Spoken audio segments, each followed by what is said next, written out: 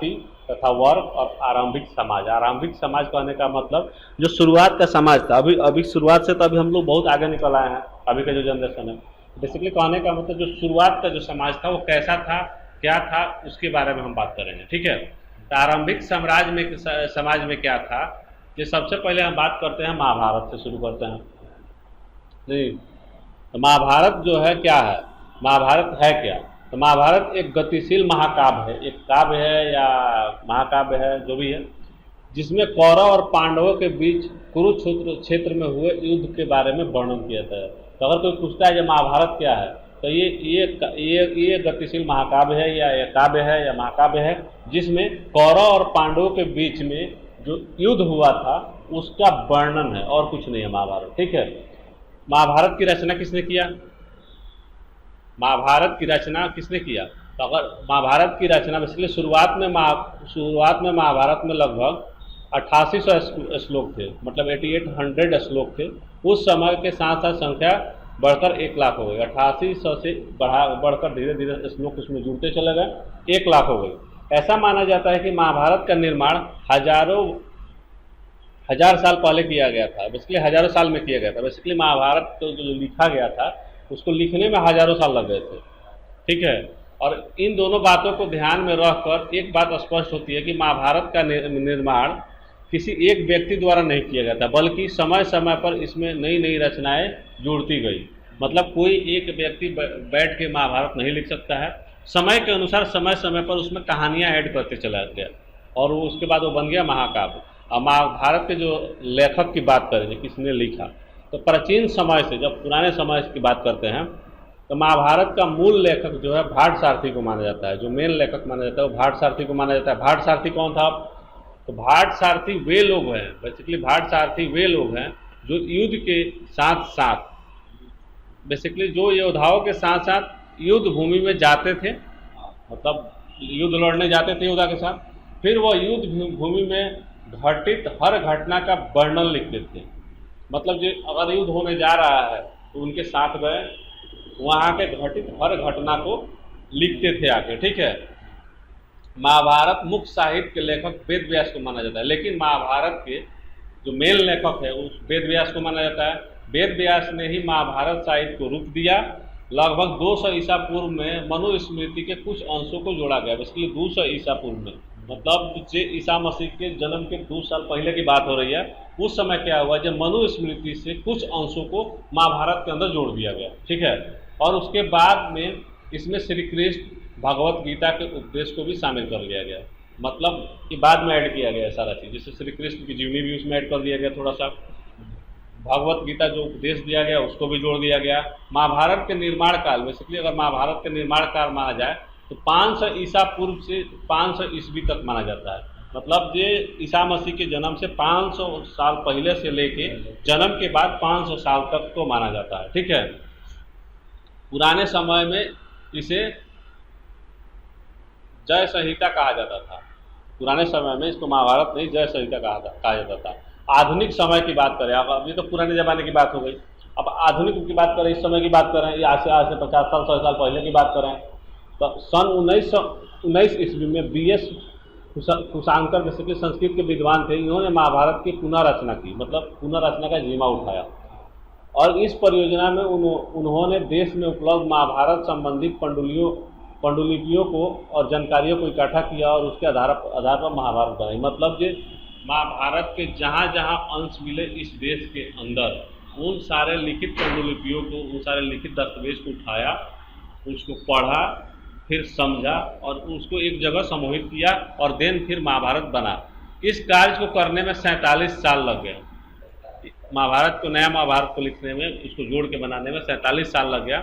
इसका प्रकाशन जो किया गया था वो 1300 पेज पर किया गया था, और इसको अनेक अलग अलग पार्ट में बेसिकली किया गया था, प्रकाशित किया गया था। ठीक है, अब इसके बाद बात करते हैं परिवार। परिवार क्या होता है?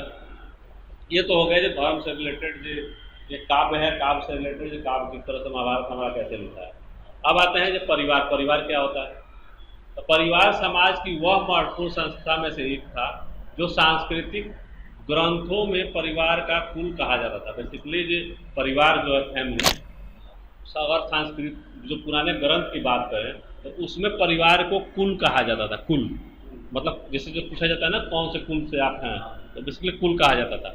परिवार की जो विशेषता होती थी, परिवार के सभी सदस्य संसाधन का बंटवारा करते थे, मिलजुल कर रहते थे, आपसी सहयोग करते थे और परिवार में उपलब्ध संसाधनों का उपयोग करते थे। जैसे जो एक किसी परिवार की बात करें, अब वहाँ पर जो संसाधन है, जैसे जो खाने पीने का सामान हो गया या कुछ सामान यूज करने वाले हो गए, नहीं तो वो सारे संसाधन को क्या करते हैं, सारे लोग यूज करते हैं कि नहीं करते हैं। अगर बात करें कंप्यूटर की, अगर घर में कंप्यूटर है तुम्हारे, तो क्या सब लोग नहीं यूज करते हैं? तुम भी यूज करते हो। एक तरह का संसाधन है जो सारे लोग यूज करते हैं। तो ये संसाधनों को मिलजुल के खाना पीना हो गया, आपस में एक दूसरे का सहयोग करते हैं। मतलब जब तुम्हारे फैमिली में किसी को कुछ हो गया तो तुम हेल्प करोगे, तो बेसिकली सहयोग कर रहे हो। तो इस चीज़ को हम परिवार कहते हैं। तो फिर पितृवंशिकता क्या होता है? पितृवंशिकता क्या होता है फिर इसके अनुसार? तो पितृवंशिकता होता है, पितृवंशिकता के अनुसार पुरुष को अधिक महत्व दिया जाता है। मतलब इस व्यवस्था के अनुसार समाज में पुरुष को अधिक महत्व दिया जाता है। इस परंपरा के अनुसार घर का मुखिया पुरुष होता है। मतलब पितृवंशिकता के अनुसार घर का मुखिया कभी भी पुरुष होता है। सभी मुख्य फैसले लेने की शक्ति उसी के पास होती है, बाकी किसी के पास नहीं होती है। पिता के मृत्यु के बाद संपत्ति पर पुत्र का अधिकार होता है। पिता के मरने के बाद संपत्ति पर पुत्र का अधिकार होता है। पुत्र ना होने की स्थिति में भाई या बंधुओं को उत्तरदायी बनाया जाता है। अगर किसी को संतान नहीं है, उसके बेटे नहीं है, तो उस केस में बंधु और उसके भाई और जो उसके रिलेटिव है उनको उत्तराधिकारी उसके संपत्ति का बना दिया जाता है। कुछ विशेष परिस्थितियों में सत्ता स्त्रियों को भी दी जाती थी। मतलब जो सत्ता जो राजपाट की बात करें तो बहुत ऐसी स्थिति भी जहाँ पर महिलाओं को भी राज मिला है। नहीं, धर्मसूत्र तथा धर्मशास्त्र। धर्मसूत्र और धर्मशास्त्र क्या है?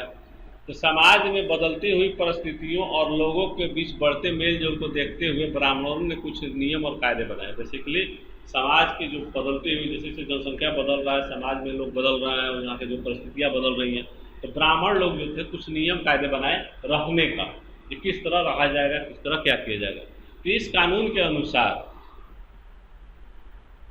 नियमों के समूह के आधार पर संयुक्त किया गया। बेसिकली समूह के हिसाब से उसको बनाया गया। इसका संकलन 520 ईसा धर्म, बेसिकली 520 ईसा पूर्व में किया गया। धर्मसूत्र तथा धर्मशास्त्र नामक संस्कृत ग्रंथ में किया गया। बेसिकली एक संस्कृत ग्रंथ लिखा गया, ठीक है, जिसमें धर्मसूत्र और धर्मशास्त्र के बारे में बताया गया। कब लिखा गया? 520 ईसा पूर्व, ईसा मसीह के जन्म से पहले की बात हो रही है। इसमें सबसे महत्वपूर्ण ग्रंथ मनुस्मृति था। जब सबसे महत्वपूर्ण जो ग्रंथ था वो मनुस्मृति था। इसका संकलन 200 से 200 ईस्वी के बीच की माना जाता है। बेसिकली 200 ईसा पूर्व से लेके 200 ईस्वी पूर्व के बीच का माना जाता है, ठीक है। अब धर्मशास्त्र की वर्णित बातें क्या क्या है? तो धर्मशास्त्र में जो था, गोत्र था, विवाह के प्रकार था, वर्ण की व्यवस्था थी, वर्ण के अलावा भी और कुछ वर्ण थे, कुछ जाति व्यवस्था थी, फिर संपत्ति के बारे में कुछ था। फिर अब आते हैं इसमें गोत्र क्या होता है। अब यहाँ जो गोत्र बना था धर्मशास्त्र में, तो गोत्र क्या होता है? अब हिंदू धर्म में मुख्य रूप से ऐसा माना जाता है कि प्रत्येक हिंदू किसी न किसी भी ऋषि के संतान है, ठीक है। इन्हीं ऋषियों के नाम के अनुसार से गोत्र निर्धारित होता है। अब उन्हीं के ऋषियों के नाम के हिसाब से गोत्र निर्धारित होता है। हिंदू धर्म में सभी को मुख्य रूप से 7 राशियों में मानी जाती है। इसीलिए इनकी शुरुआत, गोत्र की संख्या 7 थी। शुरुआत में जो था सप्त ऋषि की संतान माना जाता है। 7 ऋषियों के, जितने लोग हैं 7 ऋषियों के संतान है, ये माना जाता था, ठीक है। और उन्हीं 7 के सारे लोग संतान माने जाते थे, ठीक है। भविष्य में जाकर इनके अंदर एक और गोत्र अगस्त्या जोड़ा गया। इस तरीके से गोत्र की संख्या हो गई 8। शुरुआत में 7 गोत्र थे, आगे चल के एक अगस्त्या गोत्र भी जोड़ दिया गया, जिसके बाद हो गए 8, ठीक है। समय के साथ साथ गोत्र की संख्या बढ़ती गई। इस प्रचलन में लगभग 1000 ईसा पूर्व के बाद बेसिकली इसका प्रचलन आया, ठीक है। अब मुख्य गोत्र कौन कौन से होते हैं? जो अब कहने का मतलब 6 या 7 या 8 जो भी गोत्र हैं, मुख्य कौन कौन से होते हैं? तो एक होता है अत्रि, भार, भृगु, गौतम, कश्यप, वशिष्ठ, विश्वामित्र और अगस्त्य। ये 8 गोत्र जो हैं मेन गोत्र होते हैं, ठीक है। ये 8 गोत्र याद रखना, ये मेन गोत्र होते हैं, ठीक है। इसके बाद गोत्र के नियम क्या थे? ये तो 8 गोत्र हो गए, मतलब 8 ऋषि के नाम पर इनको बांट दिया गया। ये 8 ऋषियों के संतान है। लेकिन अब कहने का मतलब जब 8 गोत्र में 8 ऋषि के संतान बना दिए तो इनके कुछ नियम भी तो होंगे।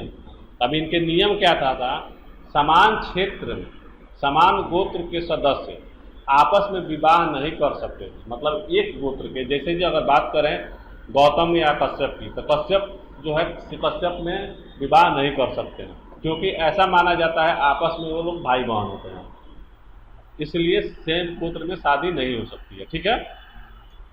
विवाह के बाद स्त्री अपने पति के गोत्र को बदलकर, बेसिकली अपने पिता के गोत्र को बदलकर पति का गोत्र अपनाना पड़ता है। जैसे कि अगर लड़की की शादी से पहले लड़की का गोत्र क्या होता है, पिता का गोत्र होता है। शादी के बाद जो उसका पति का गोत्र होता है उसका वो गोत्र हो जाता है, मतलब बदल जाता है। ठीक है। गोत्र के आधार पर विवाह के प्रकार हैं। अब गोत्र के आधार पर विवाह के भी प्रकार हैं। अब विवाह के भी कई प्रकार होते हैं, जैसे कि पहला होता है बहिर्विवाह। बहिर्विवाह में क्या होता है, एक गोत्र दूसरे गोत्र में विवाह करने की पद्धति को बहिर्विवाह कहा जाता है। मतलब एक गोत्र से दूसरे गोत्र में अगर शादी होता है तो उसको बहिर्विवाह कहा जाता है। तो अंतर्विवाह क्या होता है, फिर दूसरा अगर अगला पॉइंट की बात करें तो अंतर्विवाह ये होता है एक समान गोत्र कुल जाति के लोगों में विवाह की स्थिति को अंतर्विवाह कहा जाता है। मतलब एक ही गोत्र में, सेम गोत्र में अगर शादी ब्याह होता है, मतलब एक समान गोत्र, मतलब उसी एक ही समान गोत्र में है कुल और जाति के लोग, एक गोत्र से अपने ही कुल अपने ही जाति में अगर शादी करते हैं तो उसको अंतर्विवाह कहा जाता है। बेसिकली इंटरनली शादी हो गई। ठीक है। उसके बाद बहुपति प्रथा क्या था,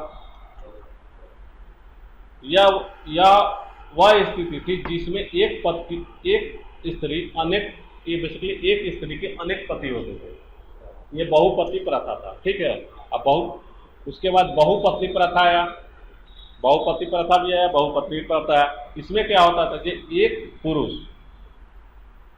ठीक है, मतलब एक विवाह के अंदर एक ही पुरुष और अनेक पत्नियां हुआ करती थी। मतलब पुरुष एक होता था, उसके अनेक पत्नियां होती थी, उसको क्या होता है बहुपत्नी विवाह करते हैं। ठीक है। अब इसके बाद बात करते हैं विवाह के प्रकार कौन कौन से थे।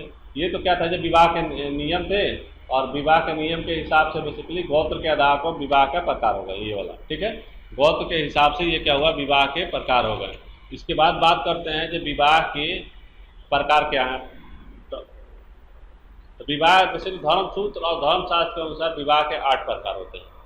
तो हाँ, ब्रह्म विवाह क्या होता है, कि दोनों पक्षों की सहमति के साथ कन्या का विवाह करना ब्रह्म विवाह कहलाता है। जैसे कि इसको कह सकते हैं अरेंज मैरिज। हाँ, मतलब जो दोनों पक्ष, मतलब लड़की पक्ष और लड़का पक्ष दोनों पक्ष की सहमति से होता है, उसको कहते हैं ब्रह्म विवाह, मतलब अरेंज मैरिज। ठीक है।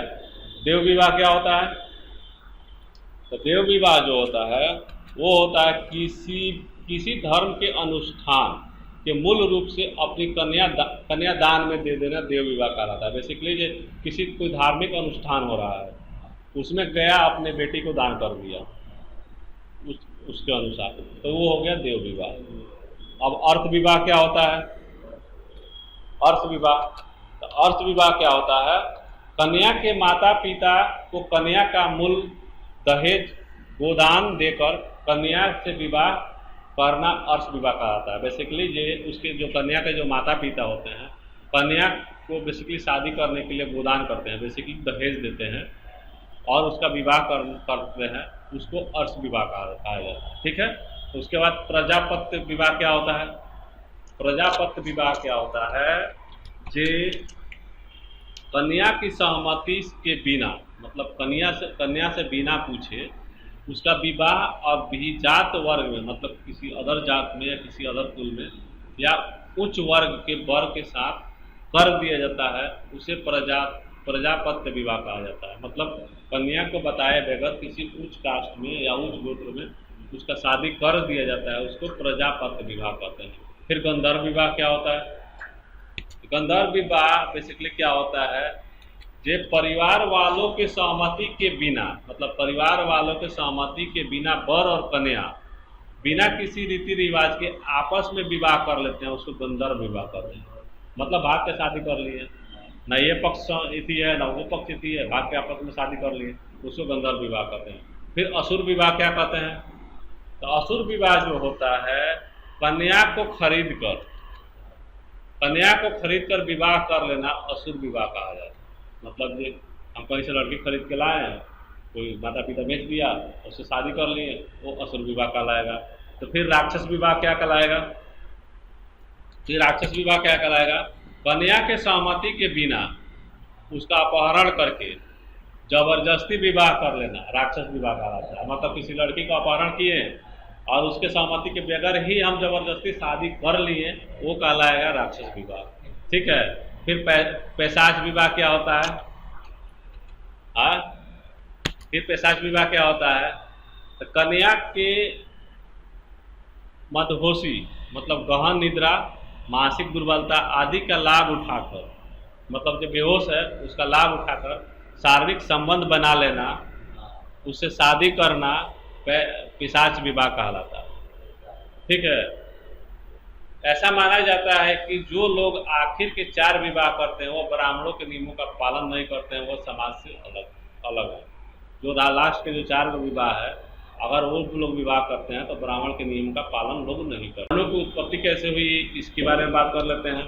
तो ब्राह्मणों के अनुसार सभी वर्णों की उत्पत्ति ब्रह्मा जी के शरीर के विभिन्न अंग से हुआ है। मतलब ब्राह्मण लोग के अनुसार जो वर्ण की उत्पत्ति हुई है वो ब्रह्मा जी के, जो ब्रह्मा है उनके शरीर के अलग अलग अंगों से हुआ है।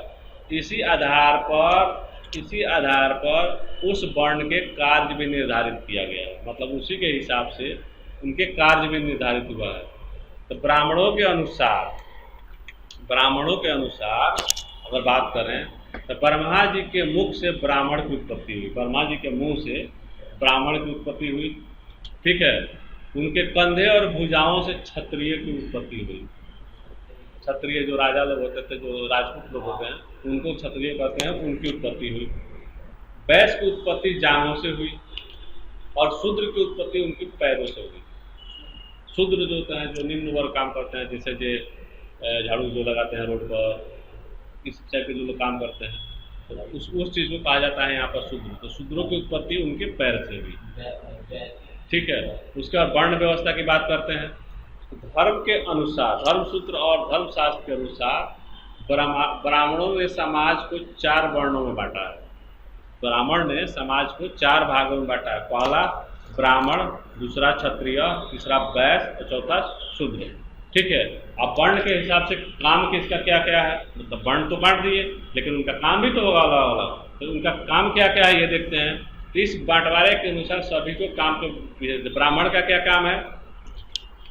ब्राह्मण का जो काम है वो क्या है? वेदों का अध्ययन करना, मतलब बड़ा बड़ा ग्रंथ पढ़ना, यज्ञ करना या करवाना, भिक्षा मांगना, ये ब्राह्मण का काम है। फिर क्षत्रिय का काम क्या है? तो क्षत्रिय का जो काम है वो है शासन करना, युद्ध करना, न्याय करना, दान दक्षिणा देना, लोगों को सुरक्षा प्रदान करना, यज्ञ करवाना, वेद पढ़वाना, ये सब कैसा काम है? क्षत्रिय काम है। तो फिर वैश्य का क्या काम है? तो वैश्य का काम जो है कृषि करना, पशुपालन करना, व्यापार करना, वेदन पढ़ना, यज्ञ करवाना, दान देना, ये सब किसका काम है? वैश्य का काम है। तो फिर शूद्र का क्या काम करना है? जो शूद्र लोग होते हैं, शूद्र का जो काम है ये तीनों वर्णों को लोगों की सेवा करना।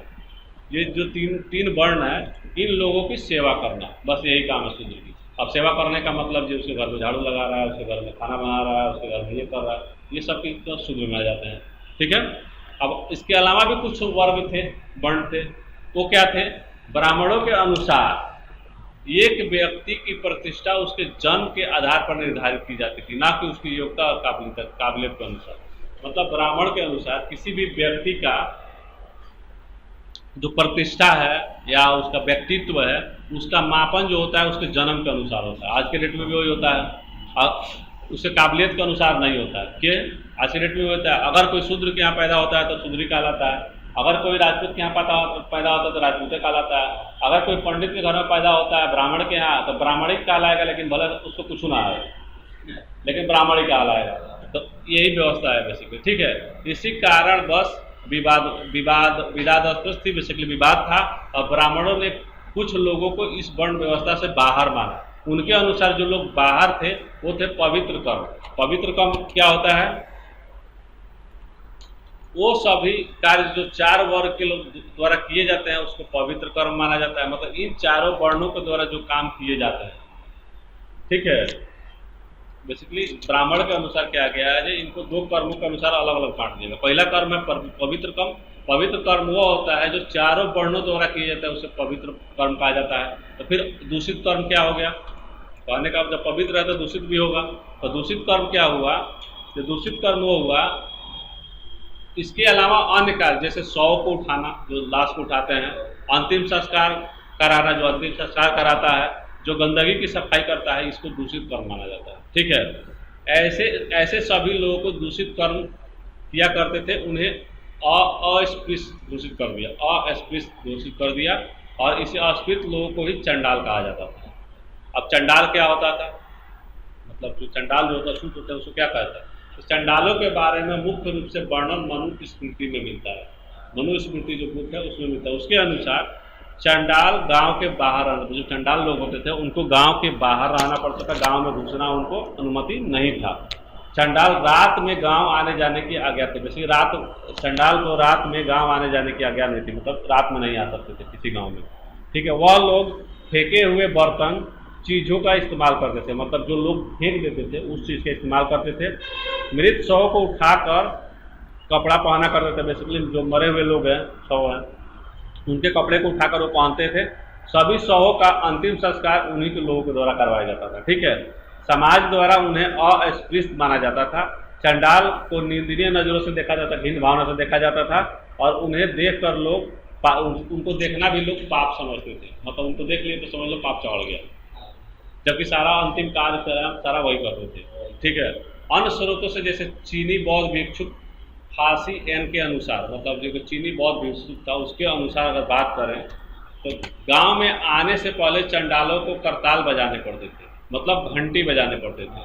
करताल भी घंटी होता है, ठीक है, ताकि वे लोगों को उन्हें आने पर पता चल जाए और वो अपने घर में चले जाए, क्योंकि उस समय लोगों के अनुसार चंडालों को देखना पाप था। बेसिकली जो अपने पैर में अगर गांव में आना है चंडालों को तो अपने पैर में ये घंटी बांधते थे या करताल बजाते हुए आते थे, जिससे क्या था कि सारे लोग अपने घर में घुस जाएं और वो गांव में आए, अपना काम करे, चले जाए, क्योंकि देखना उनको पाप था, ठीक है। जातीय व्यवस्था किस तरह से समय के साथ साथ कई ऐसे लोग सामने आए जो ब्राह्मणों द्वारा बनाई गई वर्ण व्यवस्था में समा नहीं पाए। बेसिकली जो ब्राह्मणों द्वारा वर्ण व्यवस्था या जाति व्यवस्था जो बनाया गया था, बहुत लोग आए जो इसका विरोध किए। ऐसे स्थिति में तो देखते हुए ब्राह्मणों ने जाति व्यवस्था को बनाया। इन स्थितियों के निर्धारण में व्यक्तियों द्वारा किए जाए कामों के अनुसार होता था, ठीक है। समय के साथ साथ इन जातियों की संख्या बढ़ती गई और इसका निर्धारण जन्म के अनुसार कर दिया गया। बेसिकली समय के अनुसार जाति जैसे जैसे बढ़ते गए, लोग की जनसंख्या बढ़ते गई, तो उसका निर्धारण क्या कर दिया गया, जन्म के अनुसार कर दिया गया। जैसे कि शिकारियों के निषाद लोग जंगल में रहते हैं, कुम्हार लोग, स्वर्णकार लोग, ऐसे लोग उस समय संस्कृत नहीं बोल पाते थे, उन्हें मलेच्छ कहा जाता था या हीन दृष्टि से देखा जाता था। मतलब जो लोग संस्कृत नहीं पढ़ सकते हैं, नहीं बोल सकते थे, उसको उस समय मलेच्छ कहा जाता था और उनको हीन दृष्टि से देखा जाता था, ठीक है। अब संपत्ति पर अधिकार किसका होता है, अब आते हैं। तो संपत्ति पर अधिकार से प्रायः समाज में लोगों के पास उपलब्ध संसाधनों से है। जो समाज में उपलब्ध है लोगों के पास संसाधन, उससे है। संपत्ति पर अधिकार का अध्ययन 2 आधारों पर किया जाता था, लैंगिक आधार पर। अब लैंगिक आधार क्या होता है, जैसे ये क्या होता है, पिता की जायदाद पर सभी पुत्रों का बराबर अधिकार होता है, ठीक है। सबसे बड़े पुत्र को संपत्ति का विशेष भाग दिया जाता था। माता पिता की संपत्ति पर पुत्री का कोई अधिकार नहीं होता था, ठीक है। स्त्री के विवाह के दौरान मिले उपहार और धन को ही स्त्री धन कहा जाता था और इसे स्त्री, उस पर ही स्त्री का बेसिकली पूर्ण अधिकार होता था। उसके बाद जो माता पिता का जो भी संपत्ति है उस पर उस लड़की का कोई अधिकार नहीं होता था, ठीक है। स्त्री धन पर पति का कोई अधिकार नहीं होता था। अब जैसे जो लड़की अपने साथ जो सामान लेके आई है, जो पैसा इतनी लेके आई, उस पर पति का कोई अधिकार नहीं होता है, ठीक है। पत्नियों द्वारा गुप्त रूप से धन इकट्ठा करना गलत माना गया था। जैसे जो पत्नी होती है सब पैसा छुपा कर रखती है या धन से छुपा कर रखती है, वो सबको गलत माना जाता था। वर्णों के आधार पर संपत्ति को बंटवारे में अत्यधिक विभिन्नता थी। शूद्रों के पास केवल एक ही कार्य था, वह बाकी 3 वर्णों की सेवा करना। इसीलिए अधिकतर लोग क्या होते थे, गरीब लोग होते थे। ब्राह्मणों और क्षत्रियों से ब्राह्मण और क्षत्रिय धनवान हुआ करते थे, क्योंकि ब्राह्मण समाज के विशेष स्थिति हुआ, बेसिकली विशेष स्थिति होती थी उनकी, और क्षत्रियों के शासन काल में लगे रहते थे, मतलब क्षत्रियों के साथ वो लगे रहते थे, उनके शासन काल में इधर से उधर काम किया, कुछ करते रहते थे। वैश्यों के पास भी अनेकों कार्य, जैसे चुनाव का अवसर होना, समाज में उनकी उपस्थिति कार्यों को होती थी। उदाहरण के लिए किसान मुख्य रूप से गरीब होता था, जबकि व्यापारी अमीर होते थे। जो बिजनेस कर रहा अमीर होते थे, जो किसान होते थे गरीब होते थे। ठीक है। और संपत्ति के मामले में देखा जाए तो चंडालों की स्थिति भी बहुत खराब थी। वह दूसरों की संपत्ति त्यागी गई चीज़ों पर निर्भर करते थे, मतलब जैसे जो मर जाने के जो लोग सामान त्याग कर देते थे उस पर ही निर्भर करते थे। क्या सभी लोग ब्राह्मणों के नियम को पालन करते थे? अगर क्वेश्चन पूछा जाए क्या सभी लोग ब्राह्मणों द्वारा बनाए गए नियमों का पालन करते थे, तो देश के अलग अलग हिस्सों में अलग अलग व्यवस्था होने के कारण ब्राह्मणवादी व्यवस्था नहीं माना जाता था। कहीं कहीं माना जाता था, कहीं कहीं नहीं माना। जैसे कि सतवाहक शासक गोत्र व्यवस्था की पालन नहीं करते। जो सतवाहक शासक थे वो गोत्र व्यवस्था की बेसिकली नहीं मानते थे। इन राजाओं की पत्नियों ने विवाह के बाद अपने पिता का गोत्र को ही अपनाया। बेसिकली शादी हो जाने के बाद भी पत्नी जो थी उनके गोत्र नहीं चेंज, वो अपने पिता का ही गोत्र मानती थी। ठीक है। सतवाहक शासकों द्वारा बहुपति प्रथा को भी माना जाता था, मतलब जो स्त्रियाँ होती थी बहुत सारे पति को भी रखती थी। इन कुछ रानियों के समान गोत्र भी हुआ करता था। बेसिकली कुछ रानियों का गोत्र भी समान होता था। दक्षिण भारत के कुछ हिस्सों में अंतर विवाह की पद्धति भी अपनाया जाता था। बेसिकली एक ही कास्ट में शादी हो जाता था, एक ही गोत्र में शादी हो जाता था, फिर उसके अनुसार एक ही गोत्र जाति संबंधित लोगों के बीच विवाह कर दिया जाता था। समाज में स्त्रियों का क्या महत्व था? हाँ, अब एक पॉइंट है, समाज में स्त्रियों का क्या महत्व था। तो ब्राह्मणवादी व्यवस्था के अंतर्गत स्त्रियों को ज़्यादा अधिकार नहीं दिए गए थे। मतलब ब्राह्मणवादी जो व्यवस्था था उसके अनुसार स्त्रियों को ज़्यादा छूट नहीं दिया गया था, ज़्यादा उनको भी नहीं दिया। जबकि देश के ऐसे क्षेत्र थे जहाँ स्त्रियों को समान रूप भी दिया गया था। बेसिकली देश में कुछ ऐसे भी क्षेत्र थे जहाँ स्त्रियों को समान स्थिति दिया जाता था। सतवाहक शासक को अपने माता पिता के नाम से जाना जाता था। जो सतवाहक शासक होते थे अपने माता पिता के नाम से जाते थे। जैसे कि सतवाहक शासकों के दौर में औरतों की संपत्ति पर अधिकार हुआ करता था और वह संपत्ति का उपयोग अपने अनुसार करती थी। बेसिकली जो लोग होते थे, जो इनकी बेटियां होती थी, उनको होता था जे पिता के धन पर अधिकार होता था और वो अपने हिसाब से यूज करती थी। ठीक है। क्या केवल क्षत्रिय ही राजा हुआ करते थे? अगर ये क्वेश्चन हुआ तो ब्राह्मणवादी व्यवस्था के अनुसार क्षत्रियों को ही राजा बनने का अधिकार था। मतलब ब्राह्मणवादी जो व्यवस्था जो लिखे थे उनके अनुसार क्षत्रिय लोग ही राजा लोग जो लड़ाई लड़ते हैं उनको ही अधिकार था राजा बनने का, परंतु ऐसा नहीं हुआ। जैसे कि चंद्रगुप्त मौर्य जैन धर्म ग्रंथ के अनुसार चंद्रगुप्त मौर्य क्षत्रिय नहीं था। बेसिकली मतलब बौद्ध धर्म और जैन धर्म को जैसे माना जाता है कि चंद्रगुप्त मौर्य बेसिकली क्षत्रिय था, जबकि ब्राह्मणों के अनुसार वो निम्न कुल से थे। मतलब कि जो दो ग्रंथ है बौद्ध धर्म और जैन धर्म, इनके अनुसार जो चंद्रगुप्त मौर्य था वो क्षत्रिय था, जबकि ब्राह्मणों के अनुसार वो निम्न कुल से थे। अगर इस स्थिति में ब्राह्मणों की बात सही मानी जाए तो यह स्पष्ट है कि क्षत्रिय राजा नहीं बन सकते हैं, बल्कि कुछ अन्य कुल के लोग भी राजा बना करते थे। मतलब खाली क्षत्रिय लोग राजा नहीं बनते थे, दूसरे लोग भी राजा बनते थे। वहां भी ब्राह्मण की व्यवस्था नहीं लागू हुआ। ठीक है। शक शासक क्या था? मध्य एशिया से भारत आए और भारत में शासन स्थापित किया। मतलब मध्य एशिया से आए और भारत में शासन स्थापित। इसे खानाबदोश, बेसिकली खानाबदोश उस व्यक्ति को कहा जाता है जो खाना के खोज में एक जगह से दूसरे जगह घूमता फिरता है, उसको खानाबदोश कहा जाता है। ठीक है। तो शक शासकों निम्न कुल से थे, परंतु फिर भी राजा पद पर थे। मतलब यहाँ पर आके राजा बना। जैसे शुंग और कर्ण यह मौर्य के उत्तराधिकारी थे। इन्हें ब्राह्मण माना जाता था और ये आगे चल के शासक बने। सतवाहक शासक स्वयं को ऐसा अनुष्ठान ब्राह्मण से करवाते थे कि जो क्षत्रियों की हनन करता था। ठीक है। तो इस कथन के अनुसार सतवाहक शासक ब्राह्मण थे और फिर भी वो राजा बने। ठीक है। हाँ, बेसिकली क्षत्रियों को राजा बनने का अधिकार था, लेकिन जो सतवाहक शासक थे वो ब्राह्मण थे, फिर भी वो राजा बने। राजा बनने का अधिकार तो सिर्फ क्षत्रियों को था, तो ब्राह्मण कैसे बन जाएगा? ठीक है। तो उदाहरण से यह स्पष्ट होता है कि केवल क्षत्रिय ही राजा नहीं बना करते थे, बल्कि अन्य लोग भी, अन्य वर्गों के लोग भी राजा हुआ करते थे। ठीक है। अब बौद्ध धर्म के अनुसार समाज में विषमता का कारण क्या था? ये क्वेश्चन इम्पोर्टेंट है, पूछा जाता है इस क्षेत्र से। तो बौद्ध धर्म का जो मुख्य ग्रंथ था वो सूत्र पट्टिका के अनुसार, मतलब सूत्र पट्टिका जो होता मेन ग्रंथ था, शुरुआत में सूत्र पट्टिका के अनुसार शुरुआत में मानव पूरी तरह से विकसित नहीं था। इसी वजह से वह प्रकृति से उतना ही ग्रहण करता था जितना उसे एक समय में आवश्यकता होती थी। मतलब जो बौद्ध धर्म का जो ये ग्रंथ है, इसके अनुसार मानव जो प्रकृति से उतना ही लेता था जितनी उसकी आवश्यकता है, बाकी प्रकृति में कोई छेड़छाड़ नहीं करता था। ठीक है। पर समय के साथ साथ यह व्यवस्था बदली और मनुष्य लालची और कपटी हो गया। मतलब जैसे जैसे समय बढ़ा, लोग लालची और कपटी हो गए, सभी संसाधनों पर नियंत्रण करने की कोशिश करने लगे, जो सब मेरा हो जाए, सब मेरा हो जाए। नहीं, इसी स्थिति को देखते हुए उस समय के लोगों ने विचार किया कि क्या हम किसी ऐसे व्यक्ति को चुन सकते हैं जो सही बात पर क्रोधित हो और ऐसे व्यक्ति को सजा दे जो समाज के बुराइयाँ फैला रहा है।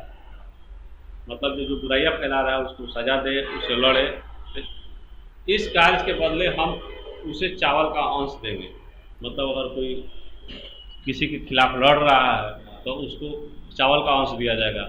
यहाँ पर राजा के चुनाव की भी बात की गई, जो कि देखेंगे कि समाज की स्थिति सही तरीके से चल रही है। राजा भी क्या करता है? समाज की स्थिति ही तो देखता है। अभी भी जो ये जो नेता लोग हैं या जो मंत्री लोग हैं क्या देखते हैं? समाज की स्थिति तो देखते हैं, तो कहीं लड़ाई ना हो, किसी में भेदभाव ना हो, सब लोग प्रॉपर रहे, शांति बनाए रहे। ठीक है, यही तो काम है मेन इनका। चावल के अंश का मतलब है राजा को दिए जाने वाले कर से। मतलब चावल का अंश इसलिए कहा गया कि राजा को जो कर दिया जाता है उससे है। तो ये हमारा जाति व्यवस्था वाला जाति बंधुत्व खत्म हो।